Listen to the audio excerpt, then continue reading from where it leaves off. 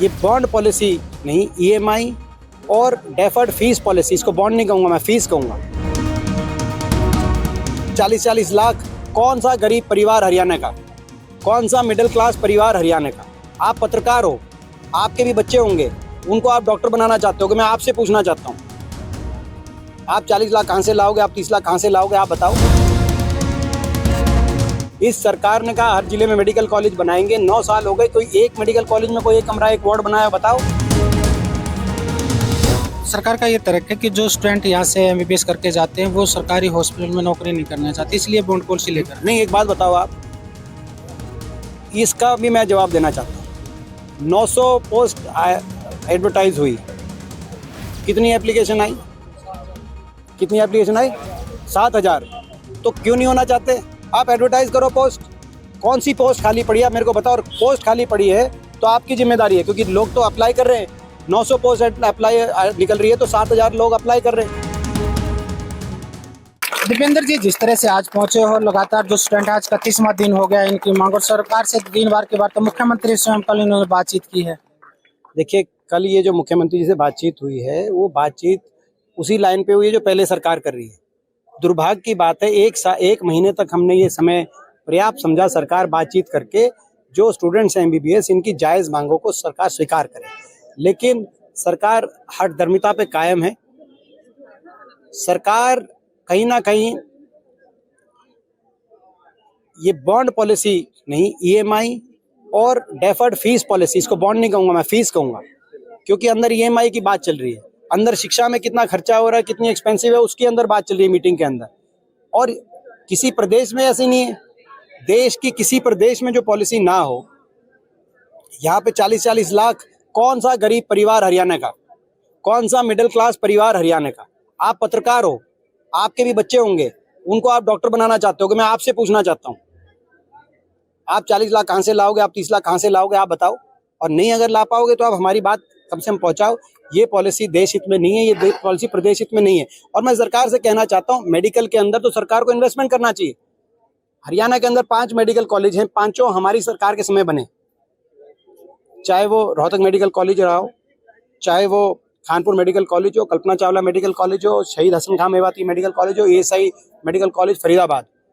इस सरकार ने कहा हर जिले में मेडिकल कॉलेज बनाएंगे, 9 साल हो गए, कोई एक मेडिकल कॉलेज में कोई एक कमरा एक वार्ड बनाया, बताओ।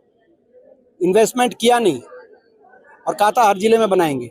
और अब फीस बढ़ाने का काम, हमने तो फीस नहीं बढ़ाई, हमने ये मेडिकल कॉलेज बनाए, कहीं 500 करोड़ का इसमें खर्च आया, कहीं 700 करोड़ का खर्च आया, कहीं 1000 करोड़ का खर्च आया, लेकिन हमने आज समय तो फीस तो 40,000 ही रही। वो कहाँ से आता था पैसा? क्योंकि सरकार को अपनी नीयत साफ रख के स्वास्थ्य शिक्षा के अंदर निवेश करने की आवश्यकता होती है, ताकि प्रदेश के अंदर कोई भी गरीब परिवार में जन्म लेने वाला कोई भी विद्यार्थी अगर मेरिट पे प्रदेश में सबसे आगे है तो उसको इस बोझ में अपनी किसी शिक्षा से, संस्था से वंचित ना रह जाए कि मेरे परिवार 30 लाख या 40 लाख कहाँ से लाएगा। ये सोच थी इन शिक्षा संस्थानों को लेकर। क्या हमारी सोच गलत थी? आज इस बात पे बहस होनी चाहिए प्रदेश में। सरकार का ये तर्क है कि जो स्टूडेंट यहाँ से एमबीबीएस करके जाते हैं वो सरकारी हॉस्पिटल में नौकरी नहीं करना चाहते, इसलिए बॉन्ड पॉलिसी लेकर। नहीं, एक बात बताओ आप, इसका भी मैं जवाब देना चाहता हूँ। 900 पोस्ट एडवर्टाइज हुई, कितनी एप्लीकेशन आई, कितनी एप्लीकेशन आई? 7000। तो क्यों नहीं होना चाहते? आप एडवर्टाइज करो पोस्ट, कौन सी पोस्ट खाली पड़ी है मेरे को बताओ। और पोस्ट खाली पड़ी है तो आपकी जिम्मेदारी है, क्योंकि लोग तो अप्लाई कर रहे हैं। 900 पोस्ट अप्लाई निकल रही है तो 7000 लोग अप्लाई कर रहे हैं, तो यानी कि कहीं कमी नहीं है। शिक्षा स्वास्थ्य क्षेत्र में, सरकारी क्षेत्र में प्रदेश में काम करने के इच्छुक डॉक्टर्स की कोई कमी नहीं है। सरकार पोस्ट निकाले, लोग तैयार हैं, लेकिन सरकार ये बहाना है, ये बहाना है और ईएमआई निशाना है। सरकार ये कह रही है कि जो पैसा लिया जाएगा वो इंफ्रास्ट्रक्चर पर खर्च किया जाएगा। तो स्वास्थ्य इंफ्रास्ट्रक्चर पे खर्च पहले कहाँ से होता था? सरकार आपने तो खुद देखा है, रोहतक मेडिकल कॉलेज भी देखा है आपने, जब हमारी सरकार थी तो कायाकल्प हुई कितनी नहीं होती, विस्तार हुआ था कि नहीं, कितनी नई यहाँ पर कितनी नए वार्ड बने, कितनी नई अलग अलग सुपर स्पेशलिटीज आई, आपने स्वयं देखा। तब कानपुर मेडिकल कॉलेज 1000 करोड़ से ज्यादा की लागत से कहाँ से बन गया? कहीं शहीद हसन खां मेवाती मेडिकल कॉलेज 700 करोड़ की लागत से कहाँ से बन गया?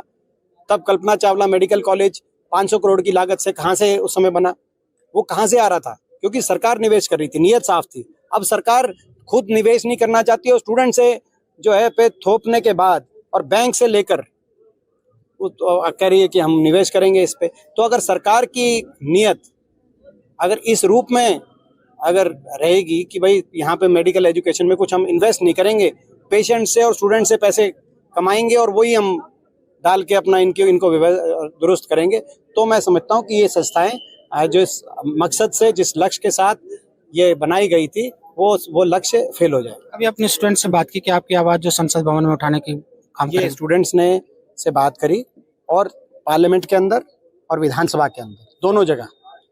देश की पार्लियामेंट 7 तारीख से शुरू हो रही है। पहले दिन इस पर मैं नोटिस दूंगा और स्वयं जो हमारे उपराष्ट्रपति जी हैं उनसे मैं बात करूंगा कि जल्द से जल्द, पहले दिन आता है नंबर, दूसरे दिन आता है, मगर पहले 2-4 दिन में जब भी उस नोटिस को अवसर मिलेगा तो पहले 2-4 दिन के अंदर ये बात उठाई जाएगी देश की संसद के अंदर। और इसी तरीके से प्रदेश की विधानसभा के अंदर कांग्रेस के विधायक इस पूरे मुद्दे पर, क्योंकि ये शिक्षा से संबंधित एक बड़ा मुद्दा भी है, केवल यही मुद्दा नहीं है, केवल मेडिकल के स्टूडेंट्स को अकेला ना समझे सरकार, ये प्रदेश के हर गरीब मध्यम वर्ग परिवार के बच्चों के शिक्षा से जुड़ा हुआ मुद्दा है। इसीलिए इस मुद्दे को हम पहले दिन प्रदेश की विधानसभा में काम रोको प्रस्ताव लाए। ये थे दीपेंद्र हुड्डा जिन्होंने एमबीबीएस के स्टूडेंट के साथ जो समर्थन देते हुए जो इनकी आवाज जो संसद भवन में उठाने की बात की है। हरियाणा तक के लिए रोहतक से मैं सुरेंद्र सिंह।